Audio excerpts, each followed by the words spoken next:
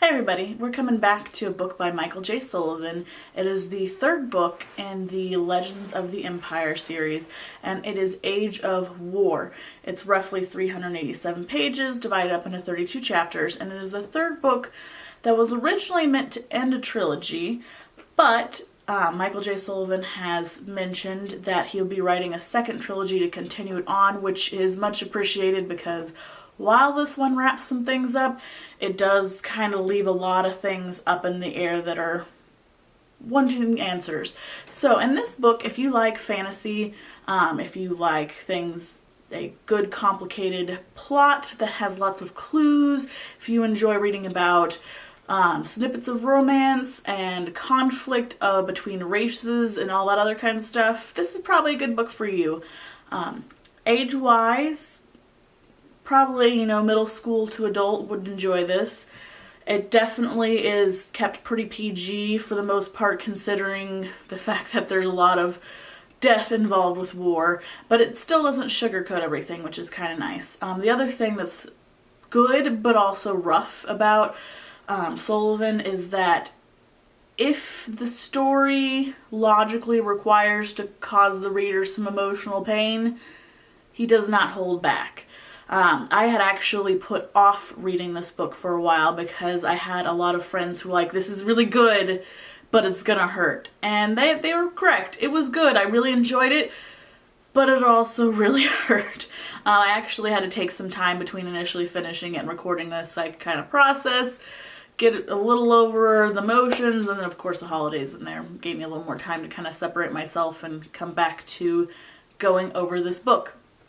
So if you have read Age of Myth and Age of Swords, which are the first two books in this series, it pretty much picks up right after Age of Swords and continues on to where they move from the pretty much human capital to the elven base all in Rist. So it kind of explores that conflict between elves who feel like they've been abandoned by their own people and people who just want to survive. As well as kind of showing how people who've lived in the dirt all the time are like, oh wow, you can have beautiful art and beautiful buildings, and some like it, some feel uncomfortable.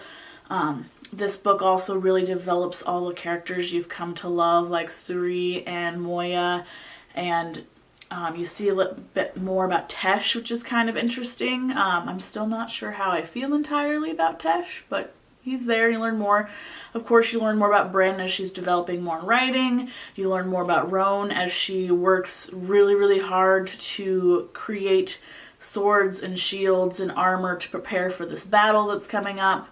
And then you also get a little bit of sprinkling here and there again of various romances, or in some cases, avoidance of romance from the characters and what their standpoints are, which is part of what leads to some pain.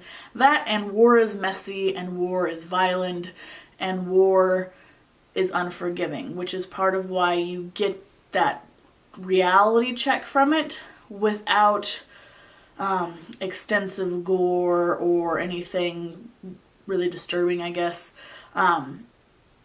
It touches on the fact that yeah, there's conflict, but the loss is much more human. The loss is much more individual, and dealing with people that were there the day before and are no longer there. So I appreciate that development. Of course, you also get some development with just, like I said, all the characters in general. And then one development is, if you have read Raya Revelations, then you probably have some suspicions about Malcolm. I'm not really going to get into that because if you haven't read that, I don't want to spoil anything. But if you know what I'm talking about and you haven't read this book yet, the Age of War book, you get some answers about Malcolm and you learn a little bit more, but it doesn't really answer everything. It just makes your suspicions more strong to the point where, like, this is probably what's going on with him, but it's not 100% certain. So that's kind of interesting there too. Anyway, in general, I love this book. I always highly recommend books by Michael J Sullivan. I feel like they are good reads, intriguing, they don't really bog you down, the pacing goes well, and they're good books, like I said, middle school on up. Some of the younger elementary might have a little bit of trouble with some of the emotional loss that is accompanied with a lot of his books. But if you have a more mature elementary age student, I think they'd be fine reading this because, again, it's a good time, still kept relatively PG-13-ish. So you don't have to worry too much about being like, oh, whoops, didn't mean for my kid to see that. And I highly recommend it. I've added it to my library. I hope to add more of his books to my library, and I hope you enjoy this book if you give it a read. See you next time. If you have not read Age of Swords yet and want to know a little bit more about it, click over here. There's a link to my video of that one. As the next books come out, you should be able to see a link to the next book over here.